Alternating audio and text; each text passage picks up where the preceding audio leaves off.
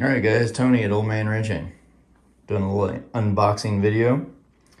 I'm going to be rebuilding my car clicker. As you can see, it's doing the thing like they all do. Got these off the Jungle website. So apparently if you buy a new door clicker, you expose yourself to cancer and reproductive harm. Good times. Just about like everything else. Alright, so what is in the box? Get a tripod for this. Alright, so it's in a plastic baggie. Nothing else in the box except cancer. So there it is. Has no internal parts. Not even the little plastic, the metal connector. And let's compare it to the original. There's my control board. There's nothing wrong with it, it's just the case keeps falling apart. This is my original. And color's a little different, but it could be age. How's the lettering look? It's pretty good. Pretty much the same. And then they're gonna have to get the battery out. Yeah, any other time it'd just fall out. All right, there it is. Can't tell you how many times I've picked that up off the ground. All right, so the first thing I need to do is to get the little metal contactor out of here.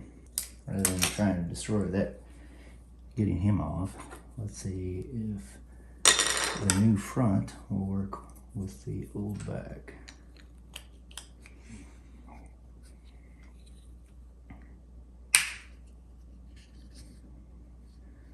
It appears to. Snaps in really nicely.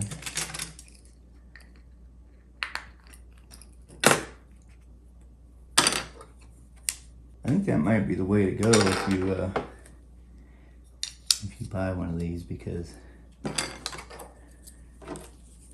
plastic's a little nicer on the reproduction, just because the texturing has probably worn off of the original. But